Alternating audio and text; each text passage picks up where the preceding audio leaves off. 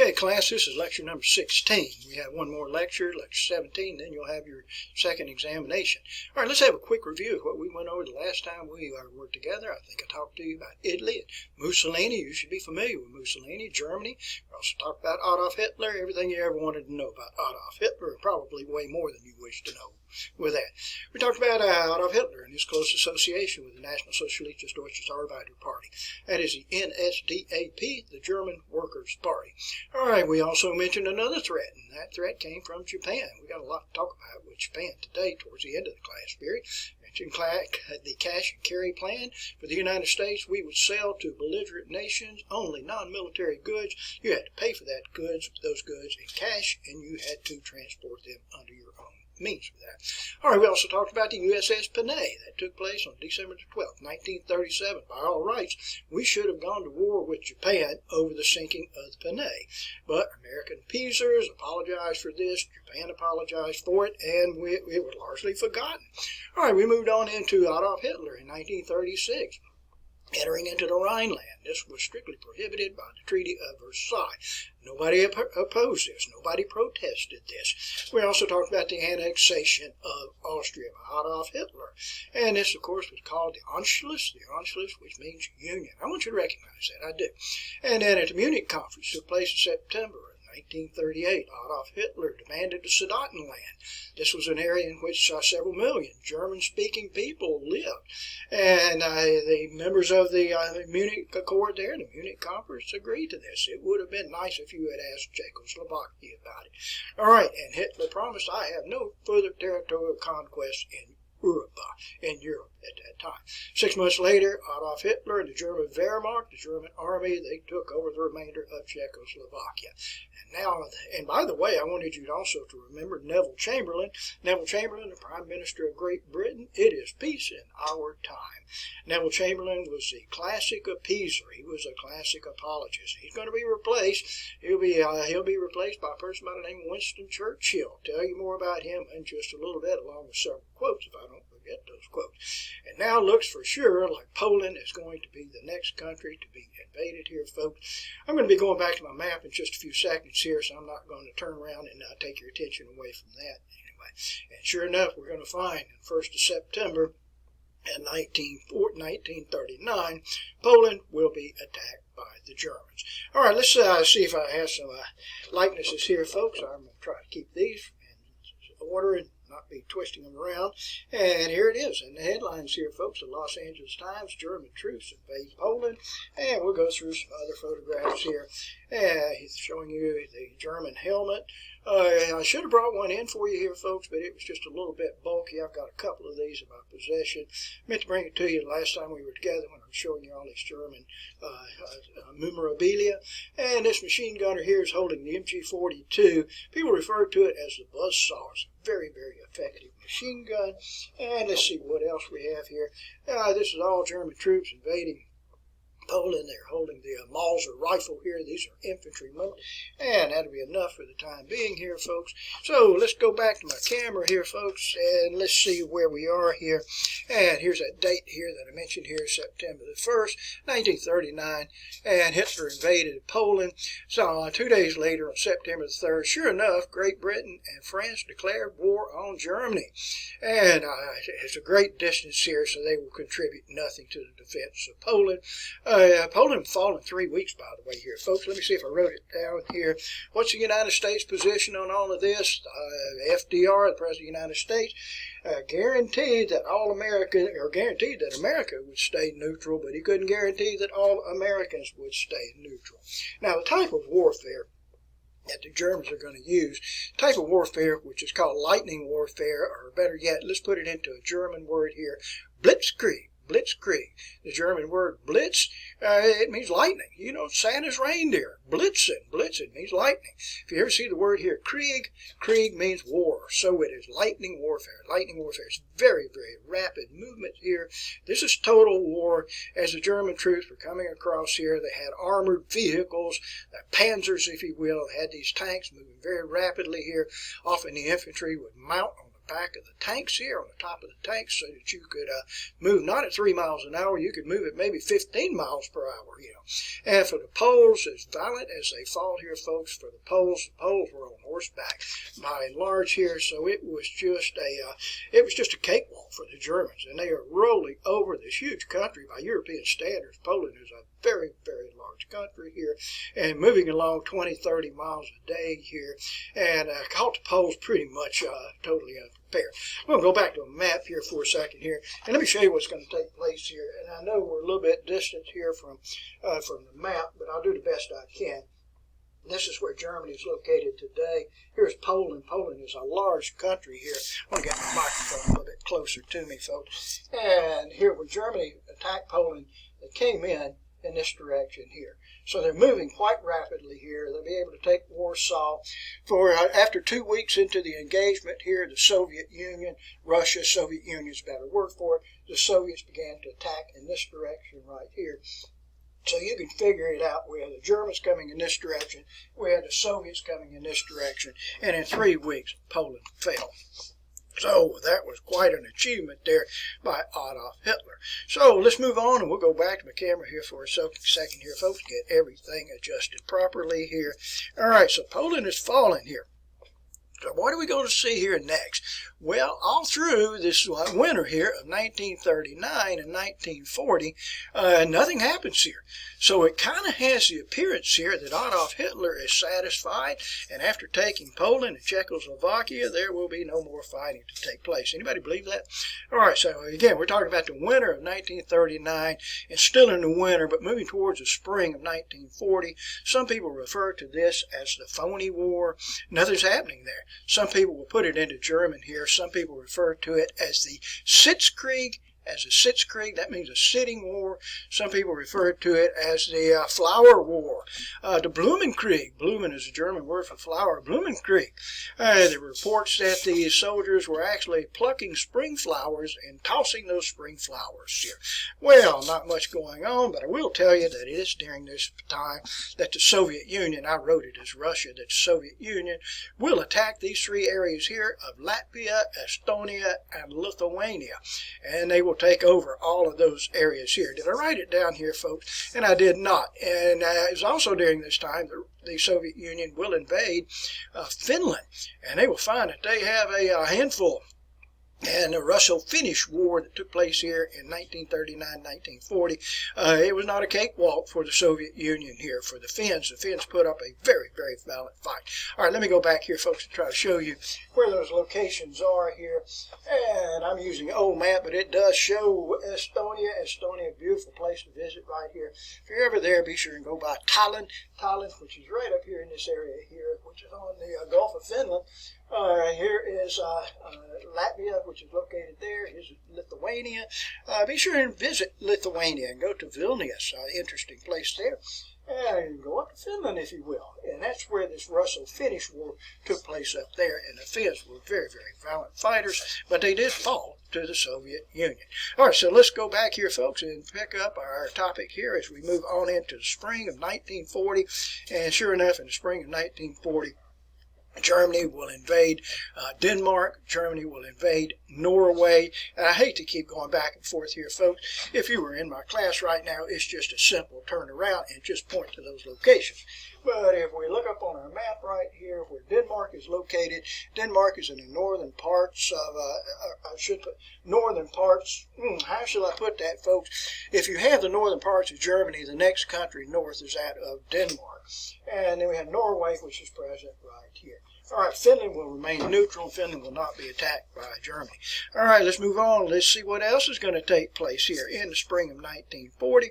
And May, the citizens from the Netherlands, I'm talking about the Dutch individuals in Rotterdam and Amsterdam, will go out to meet the morning sun here, folks, probably drinking their coffee. I'm just kind of exaggerating on this.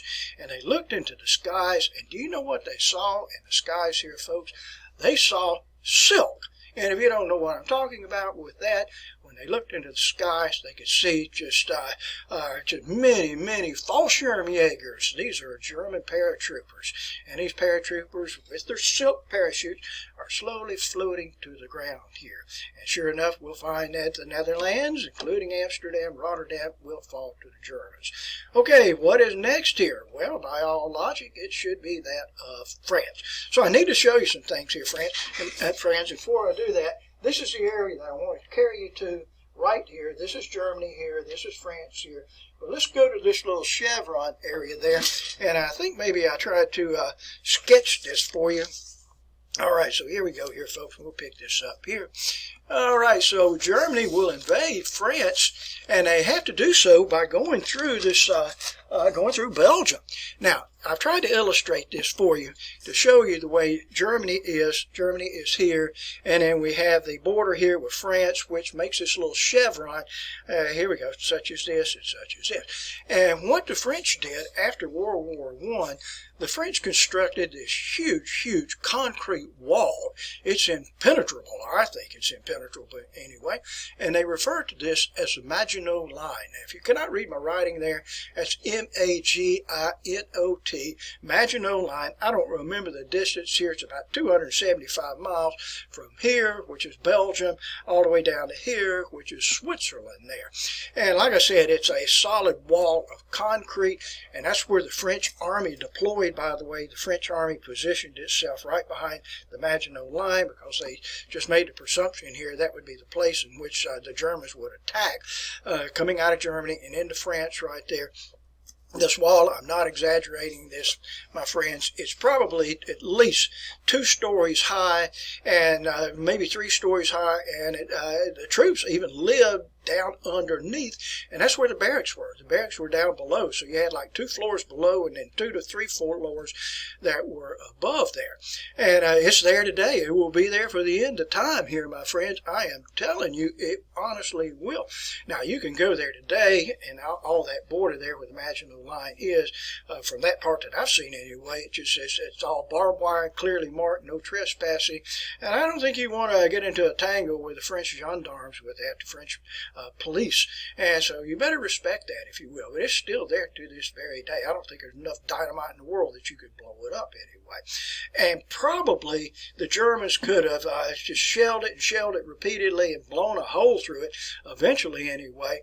But there's a better way to do this. And if you can't go through something here, my friends, how can you get around it? Well, you bypass it. That's what you do. And that's what the Germans are going to do here, folks. And amazingly, it was the same plan that they used in World War I, the Schlieffen plan, in which the Germans would actually just go up through Belgium and just bypass it. When they did so, they would come in behind the French forces there, and they literally had the French forces trapped here. It's an old joke here, my friends, that if you want a pristine French World War II rifle, that is no problem. You can find them. They've never been fired, and they've been dropped only once when the French army surrendered with that. Okay, so anyway, poor joke, I guess, particularly if you are French. So let's go on. So the French army, by and large, there was bagged. By this time, we're going to find that the English army has entered into France, but the English army are not going to be up where the Germans were at that point. But the Germans will continue to push forward here, my friends. Let me go back to my map here. And they will push through France here. They came around like this, and they will push through France, and will make their way, pushing the British back, and a handful of French soldiers here, all the way back up into the English Channel, which is here. And now the British and the French there will literally have their backs to the wall there.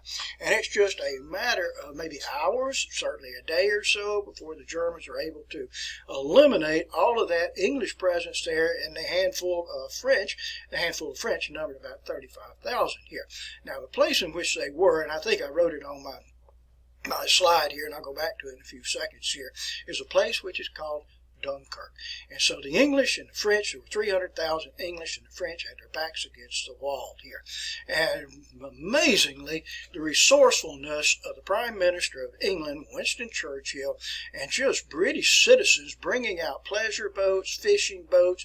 The Navy was not involved. The Royal Navy was not involved in this in a big way anyway, but it was just small ships went across the English Channel there and actually evacuated 300 British soldiers, 300,000 British soldiers, and about 35,000 French soldiers right out from under the noses of the Germans. Now that place is called Dunkirk. Dunkirk. Some of you may have watched the movie. It came out a few years ago about Dunkirk.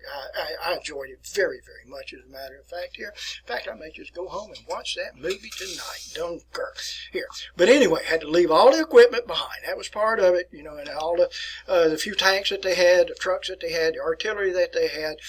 But what we did, we ended up evacuating, 300,000 British, 35,000 French, and to fight another day, That place is called Dunkirk, by the way. It hasn't changed very much. And amazing footage if you looked at that footage from the movie Dunkirk. So let's go back here to my camera and let's see where we are. And I did write it out here for you, so you can catch up with your notes right there, my friends here. 300,000 British, 35,000 French. And that place is known as Dunkirk. I spelled it in English, by the way. If it's spelled in French, it's spelled a little bit different than that, but you'll be able to identify.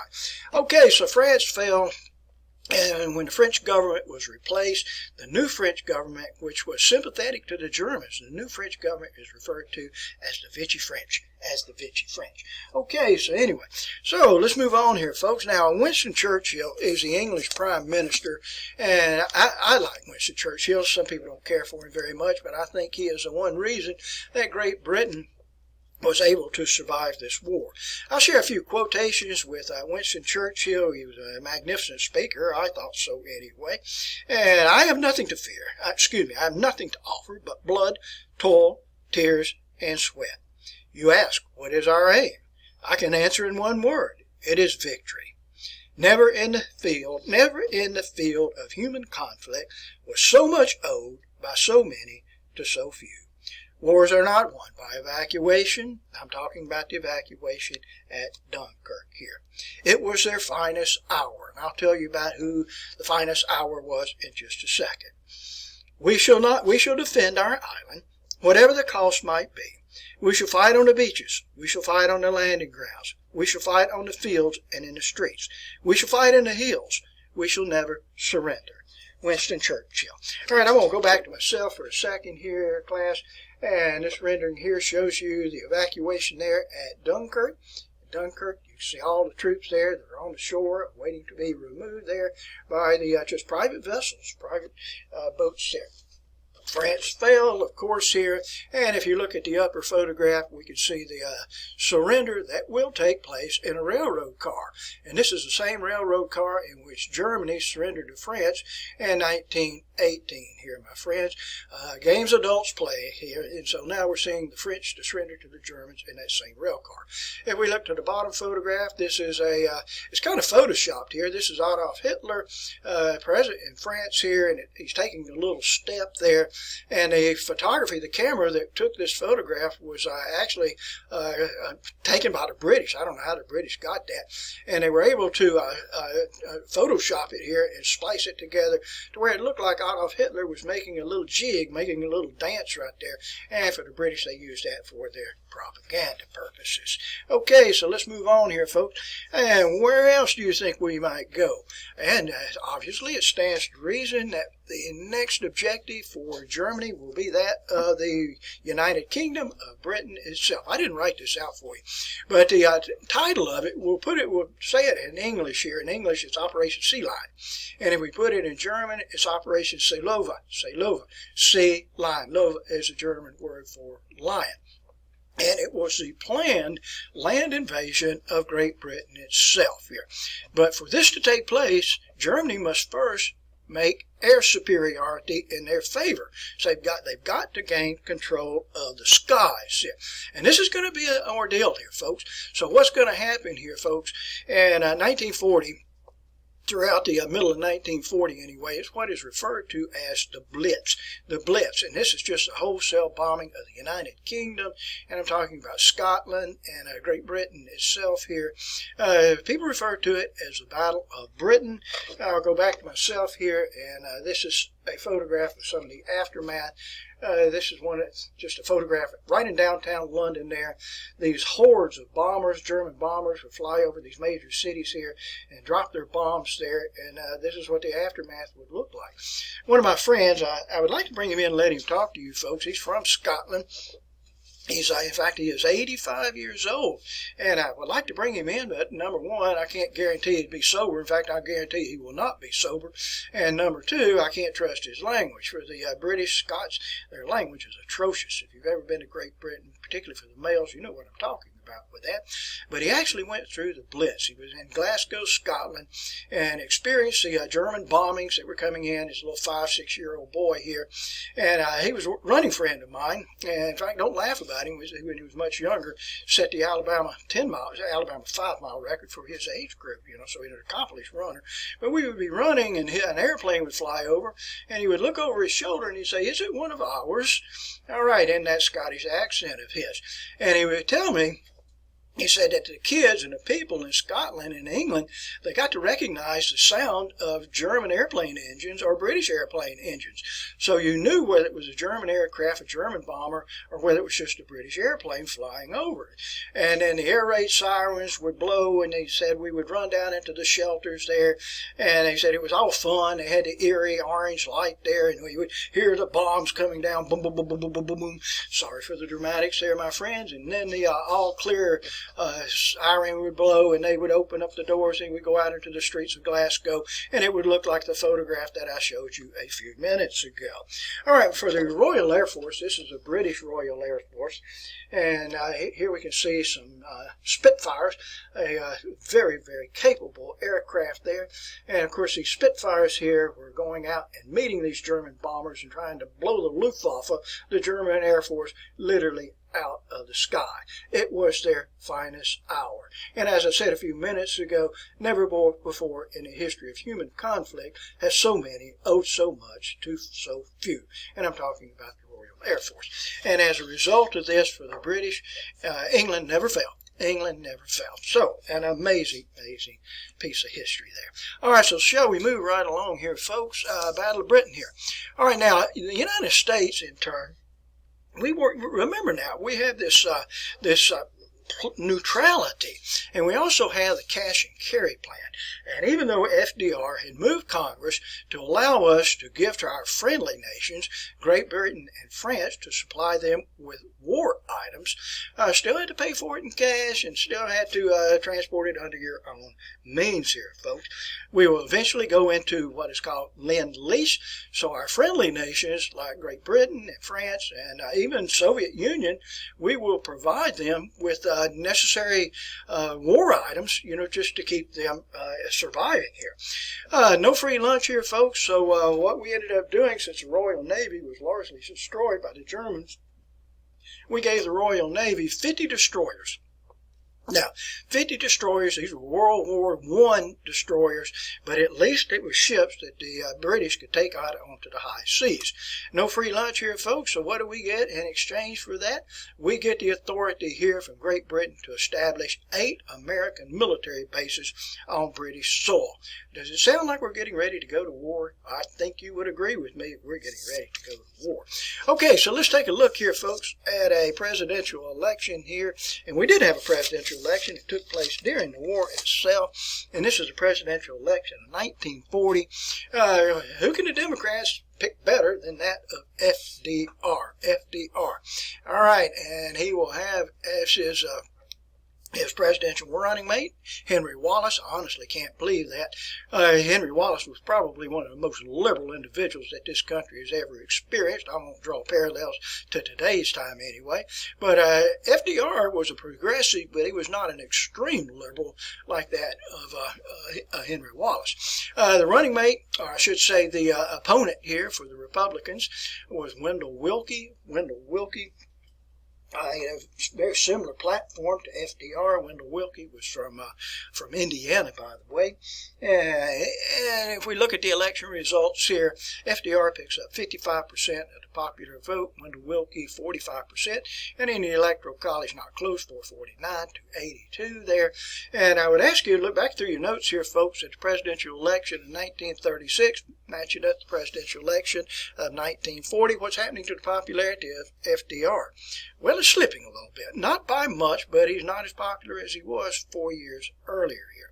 All right, so you'll see as the years go on, his popularity will trickle just a little bit. We've got one more presidential election with FDR, and that's 1944, but we're not to that point yet. So let's move on here, and let's see what else we have. Here's a phrase I mentioned to you a few minutes ago here. Lend-Lease. We will provide to Great Britain and the Soviet Union. We will provide to them military weaponry, if you will, and they can, we'll lend it to them or lease it to them. They don't have to pay for it with that. All right, now, in June of 1941, Adolf Hitler made the worst mistake of his life here, folks, and it's going to be a nightmare for him, and it's going to cost him the war.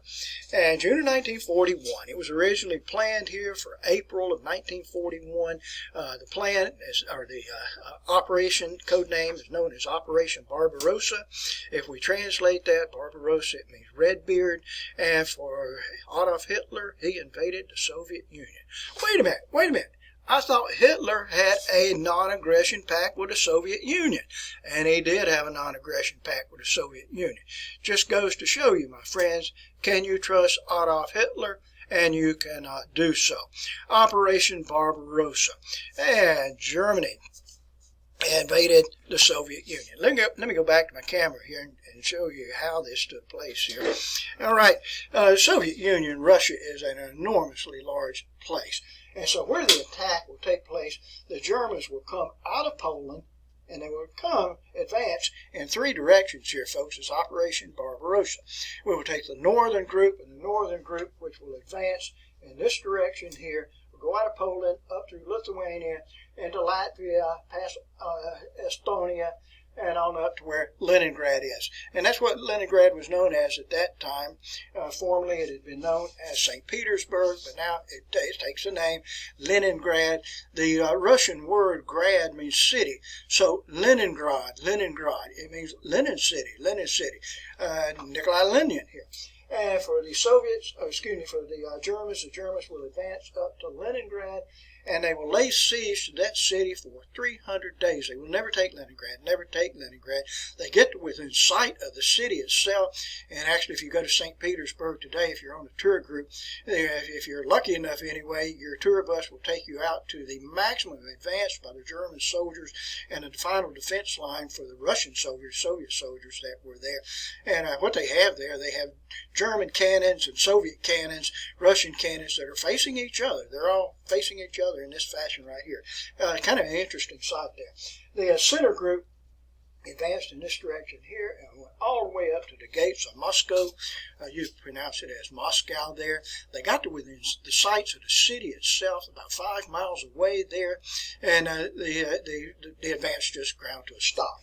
The third part, which was the southern phase, went down in this area through here and made it to about right along in this area right through there. And then what happened to him here, friends? Well, what happened is the same thing that happened to Napoleon in 1813. General Winter. Think about that for a second. What am I talking about? When Operation Barbarossa began, it was in June.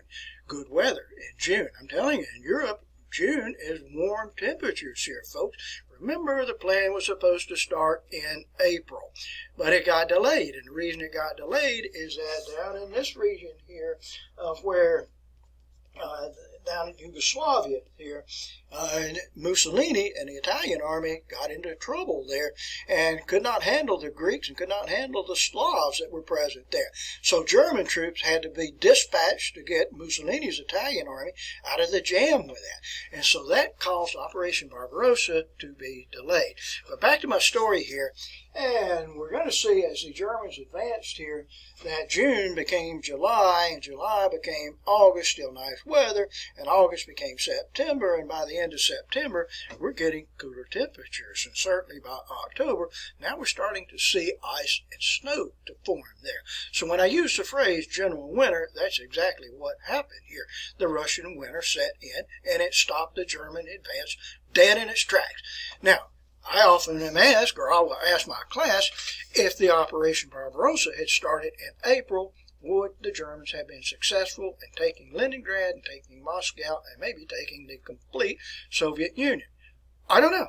I really don't know. I kind of think that maybe they would have been successful, but I really don't know. Okay, so back to our camera we go here, folks. Operation Barbarossa. So, oh, and by the way, now what does the German army have on its hands here, folks? Well, not only is it fighting a one-front war, it is now fighting a two-front war. It has a war in the east, a war in the west, and quite frankly, it's a three-front war because they're fighting in Africa, in northern Africa too. So that's more than one tiny little country here, Germany, can handle here, folks. All right, so the end will be in sight. Not right now, but if you're a looker to the future, one that can see the future, you know what's going to happen. Okay, German U-boats in October 1941 fired on the USS Greer. That's a destroyer, and in the next month they fired upon a U.S. destroyer, the Reuben James, and they sunk the Reuben James here. All right, so you can imagine from this that the United States is getting very, very close to declaring war on Germany. Okay, here now in the meantime we find that Franklin Delano Roosevelt and Winston Churchill will meet, if you will, off the coast of Newfoundland on the USS Augusta, and they will declare the Atlantic Charter. Here we see in the likeness here of FDR, and you can see Winston Churchill there declaring that they will mutually agree for the mutual destruction of Nazi Germany. I don't know if I said that very well, but let me try it again. For the United States and Great Britain, they will come to an agreement for the mutual destruction of Nazi Germany. So even though we're not in war, we are committing to the mutual destruction of Nazi Germany. All right, so let's shift our focus here, my friends, and I want to go someplace else. And we're going to talk about Japan for a while. In fact, we will talk about Japan for the remainder of the class period. All right, here, let's see. Let's get this back together here so you can read this. In September 1940, Japan signed an agreement with Germany and Italy, which was called the Tripartite Pact. Three-party pact that they were all sort of allied themselves with each other. In July 1941, Japan invaded French Indochina. I do not have good maps here, folks. I don't think I do. I do not. So just imagine here where Vietnam is located, where Laos, where Cambodia is located, and Japan will literally just roll over those areas and take control of it. As a result of that, the United States, we will freeze all Japanese assets, all bank assets in the United States banks. For the United States, we will place an oil and steel embargo on Japan, oil and steel embargo. Japan is a military might here, folks. It's the empire of Japan. It has to have oil. It has to have steel. And I didn't even put my L in on steel, I see, so you can write that in yourself. But an oil and steel embargo. And what we're literally doing here, we're backing Japan into a corner here. They have to have oil. They have to have steel. And we're putting an embargo on Japan. We also know that there's a rich oil supply that is down in the Dutch East Indies, if you will, down around Malaysia. And we are very well aware that Japan is going to strike in that area to try to gain those oil supplies that are found there. We know this, and I'll tell you the reason for this later, but I'm not going to tell it to you right now. Now, the Japanese Prime Minister is named Prince Konoye. And Prince Konoye wanted to negotiate with the United States. You know, we're nearing to a war with Japan, and wouldn't it be nice if we could prolong that war or just not have that war?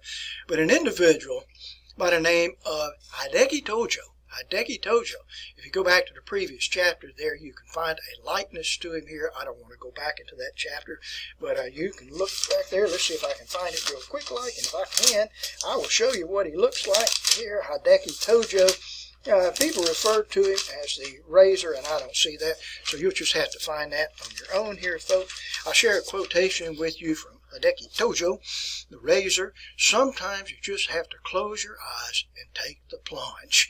In other words, Japan is a small island. The United States is a big entity here, and sometimes you just have to close your eyes and just jump off that diving board here and make the plunge here. Okay, so nonetheless here, let's move on.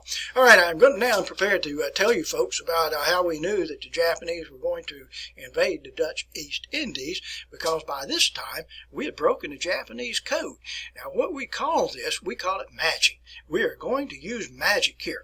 We're actually eavesdropping on the Japanese. All right, now properly, this is known as JN-25. JN-25, but we are very well aware. We also are quite well aware that the Japanese are going to attack American installations. We don't know where. We are not exactly sure where this will take place, but we have used the code. By breaking the code, we know that they are going to attack us. All right, I wish I could use better maps. In fact, I will use a better map here, folks. Let's go back and see if I can make this happen here, folks. I want to go over to this part of the world right here, and I can't make that happen to you until I go over here. So let's go right up into this area. In fact, it's right here. I can see it here. Right here at a place which is called the Kuril Islands. Kuril Islands. I need to go back to my notes here, my slides here. And we had identified the Japanese presence here in the Kuril Islands on the 25th of November in 1941. All right, take a look at the date now. Take a look at the date, 25th of November in 1941. We knew the Japanese fleet was present up in the Kuril Islands here. They were maintaining radio silence, by the way, maintaining radio silence. We were also quite concerned about another Japanese naval presence that was over in the South China Sea. I tell you the truth, I'm not even sure if that presence was even there whatsoever. All right, but look at my date there, the 25th of November, 1941. And then let's move on to another date here, folks. A couple of weeks later here, and look at the information I wrote for you at 7:55 a.m. Sunday morning, the 7th of December, 1941. 181 Japanese aircraft. These were aircraft that were fighters, they were dive bombers, and they were torpedo bombers. Fighters, you can imagine this, plane against plane, plane against plane. And for dive bombers, these are bombers that will fly over a ship or an installation and then go from a great altitude to a lower altitude and drop a bomb on the target and then scoot away. And then we have torpedo bombers. And these torpedo bombers, which are carrying a single torpedo, and it's down below the fuselage of the aircraft, and then the aircraft itself attacking a ship will drop to just about sea level, maybe 20 to 30 feet above the sea itself, release a torpedo, and when the torpedo hits the water, this will start an engine which will power the torpedo into an awaiting ship there. So those are the three types of aircraft that they have of the 181 planes here. They launched off of 6 aircraft carriers, and where they launched these from, in 2 waves by the way, they launched this 275 miles away from Pearl Harbor. Pearl Harbor is on the island of Oahu. We have a major naval installation there, which is called appropriately Pearl Harbor. This is in Honolulu, by the way, and here came the Japanese in the first wave. All right, now the code name for this was Tora, Tora, Tora, Tiger, Tiger, Tiger. All right, so Japan has attacked the United States naval installation there. Let me spend a few minutes on this here, my friend. If you were in class here, I'll show you several articles that deal with this. This would be up on the easel, up on the board there. Pearl Harbor, a return to the day of infamy. You can see a sailor there who was actually at one of the naval air stations there, and looking at one of the American ships, the Shaw, I believe it is, exploding in the background. Here's another article here I would have out for you good folks here. It doesn't have a title here, but this is a torpedo bomber. And if you actually look here, you can see the torpedo. It's just been released here from this Japanese aircraft here. The torpedo will strike the side of this unidentified ship. I don't know which one it is. I will guess that it might be that or the Arizona, but I just don't know. All right, so let me share some photographs with you. and it will take me a few seconds to get through these. I don't know if any of you have ever been to Pearl Harbor, but if you go to Hawaii, gosh, you got to work this into your plans. This is one of the 6 Japanese aircraft carriers. This is called the Akagi, A-K-A-G-I, the Akagi. I can't identify the aircraft here. It's one of the 181 aircraft that the Japanese launched. This is right prior to the launching. This is about 6:30 in the morning. You can see Japanese crew members, which are, whoops, not there, but Japanese personnel, which are down here. All right, this is probably a BES, I believe is what it is called there. And let's move on to some of the other photographs here. And when they swooped in over Pearl Harbor, you're seeing here, right here, this is Ford Island, by the way. For the if you've ever been there, by the way, over in this area here is where the Visitor Center is over there. I'll show you some more photographs on that in just a few minutes. And for the United States Navy, we had our ships lined up, Battleship Row. And if we look at the first ship here, this first ship, which is called the Nevada. Let me see where I am here, folks. That is the Nevada here. If we go to the next 2 ships here, we have the Vestal, which is here. The Vestal is here. This is the Arizona. I'm moving backwards. I can't see where I'm going here, folks. And this is the Arizona that is present here. If we go to the next 2 ships here, we have the Tennessee, back the other way here, Alan. We have the Tennessee, which is here. Here's the West Virginia that is present here. If we go to the next 2 ships, which is back here, these 2 ships, we have this one here is the Maryland, and the one on the outside here is the Oklahoma. Battleship Row, and there were many, many other ships that were close by. This is Japanese photography, by the way. And let's move on here. Here is another view here. I would have a large photograph, a very large photograph of this view here. It's from the opposite that you saw a few minutes ago. Here's the Nevada, which is, oops, there's a Nevada here. The Arizona is present right here. This ship right here is the Oklahoma. Can you see the geyser, the plume of smoke here? Right there is where it is, the plume of smoke. And that is where a bomb went right through the Oklahoma. The bomb was dropped on the deck of the Oklahoma. It went through the Oklahoma, and the ship just literally just turned over. So when it turns over, what happens to the sailors that are inside that ship?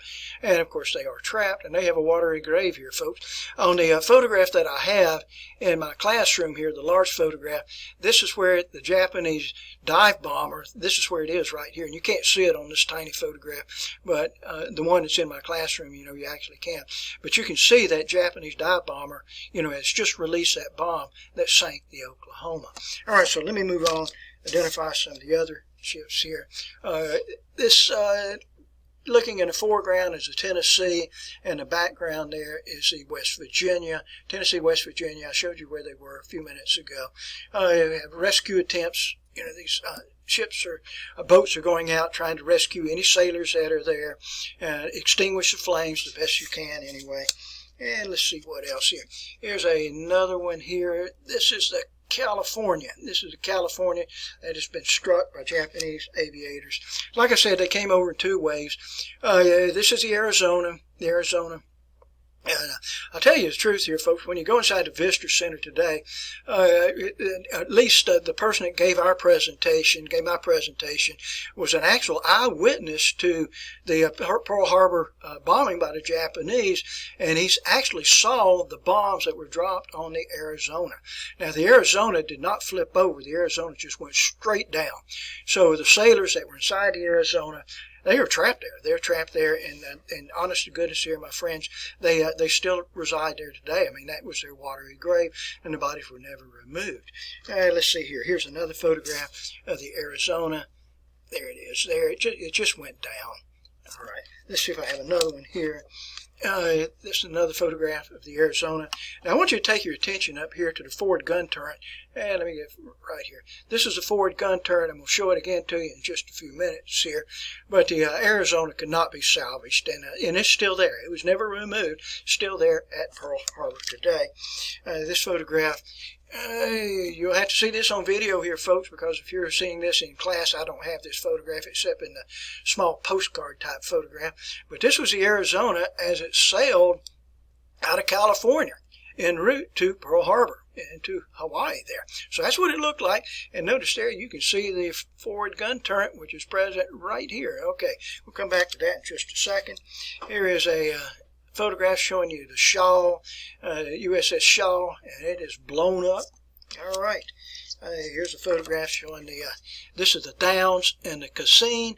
Those are two ships in the foreground. The Pennsylvania's in the background. Pennsylvania was unharmed. I mean, how lucky can you be, or virtually unharmed? And photograph I showed you a little bit earlier. This is at the Naval Air Station, looking at the Shaw in the background exploding. And anyway, now our aircraft, by the way, at Hickam Field and the Naval Air Station were lined up wingtip to wingtip. Wingtip to wingtip. They were not dispersed whatsoever, so Japanese fighters that are going down the flight line there, you can just machine gun or use 32 caliber rounds, artillery type rounds, not artillery, but you know what I'm talking about with that, and can just eliminate those aircraft. And we lost, I think it was 188 aircraft. They're out on the airstrips there. Some were able to get airborne, but anyway, we lost 188 aircraft, 2,338 soldiers and sailors. We lost a total of 19 ships. 8 battleships. I think only 3 were permanently destroyed. We were able to salvage a good number of those. 3 cruisers, 3 destroyers were all taken. Our aircraft carriers, fortunately, our aircraft carriers had been deployed. They were not at Pearl Harbor at that time. We had the Lexington and the Enterprise and the Yorktown, and they were just on another mission there. But it was a crippling blow to the United States Navy. And I'll give this to you during the next lecture here, my friends. But for Japan, it will buy Japan 18 months. They get a year and a half out of this. Japan lost 29 airplanes, 59 aviators. I've not been able to figure that out, how do we get this 29 airplanes, 59 aviators?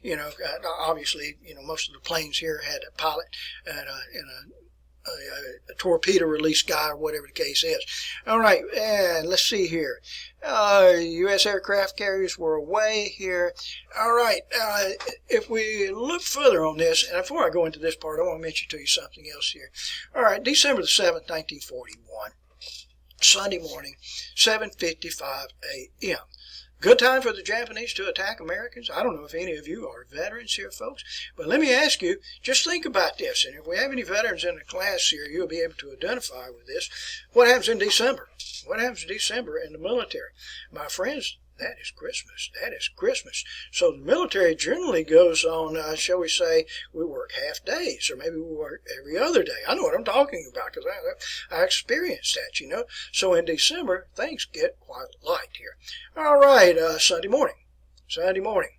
What are soldiers and sailors doing on Sunday morning? Well, 7:55 a.m., probably still in the rack, probably. We might have a few out exercising, but I doubt it. Maybe we have a few out getting ready to go to a church, and I'm sure that's the case here, but most of the soldiers and sailors, what are they doing? Well, probably they're sleeping sleeping Saturday night off, if you know what I'm talking about with that. Okay, it's December. It's Sunday morning here. Now, I'm telling you, folks, I know what I'm talking about with this. We don't take armaments like weapons and machine guns and rifles and pistols and store them with ammunition. Ammunition is stored distantly. You have ammo dumps, and that's where your ammunition is. So that means that even if you were able to get the arms room open and be able to get a machine gun, you don't have the ammunition for it. Somebody has to send over to the ammo dump, and then we've got to locate somebody with the keys, find that person with the keys to open the ammo dump so that you can get the armor. So what better way and time and place could you have than Sunday morning, 7:55 a.m. on the 7th of December in 1941. It was a perfect time here, my friends. Okay, so back we go here, folks. So FDR delivered an address to the American public. My mother and daddy heard this. They told me about it. My dad was eating dinner when it came across the radio here. We interrupt this program to deliver you the following message here. And Pearl Harbor had been attacked. FDR, delivered an address to Congress the following day, yesterday, December the 7th, 1941, a date which will live in infamy. The United States of America was suddenly and deliberately attacked by the naval and air forces of the Empire of Japan. All right, and if we go down below here, folks, on December the 8th, 1941, that's 1941, the United States declared war on Japan with a vote in the Senate of a unanimous vote here, folks, and a vote in the House of Representatives of 388 to 1. One lady, Jeanette Rankin, she's a lady from Montana, a congresswoman from Montana who did not vote for the United States to enter into World War I. She was the dissenting vote here. All right, and a couple of days afterwards, on December the 11th, 1941, Germany and Italy declared war on the United States of America here. Now, before we close here, folks, I want to share a couple of other things with you. Here's a brochure here showing you the Pearl Harbor Visitor Center. It's very, very solemn when you go there. And I'm telling you, folks, when you go there, expect to see just as many Japanese if you have Americans to be present there. And that's kind of a weird feeling when you're standing there. 50% of the visitors there are Japanese, 50% are Americans. And you're rubbing elbows. Everybody's very solemn. You know, there's nobody has any animosity whatsoever.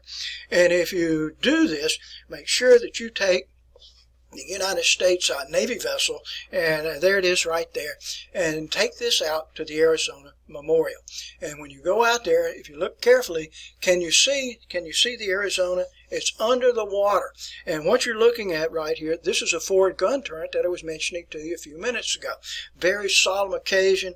We go inside the memorial here. You find the names of those individuals that lost their lives. What this represents, this is sites where other ships were anchored that were likewise sunk there. Here's another view here showing you the Arizona. You have to look carefully there with that. And one thing I remember about this, the overwhelming smell of oil, because the Arizona is still leaking oil here, folks, 79 years after it was sunk. And when you look down into the water, when you're looking off the forward gun turret, looking over the memorial down at forward gun turret, you can see down below, it'll look like a grapefruit or something like that, and it'll be a ball, and it's a ball of oil, and you can see it going to the surface. And one of my students took this photograph, but the moment that the ball of oil hit the surface, it ruptured, and when it ruptures, you get this overwhelming smell of engine oil, which is leaking out of the Arizona. All right, I want to go back to myself for just a second here, folks. And I want to show you the brochure, and I know we're going a long time today. Here's a brochure here showing you the National Park Service brochure, in English, by the way, and that's the Arizona. And you also will have the same brochure, and this brochure here is in, there, I lost something here, and this brochure is in Japanese, by the way. So we have it in English and Japanese and Chinese and a multitude of other languages. Okay, here, my friends, that's going to be a close for today here.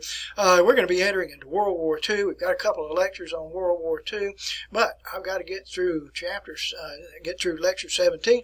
And oh, by the way, that is a cutoff point for your second examination. So the lecture that you have on lecture 17, it'll be on our third block of instruction. Okay, thank you very much for your attention.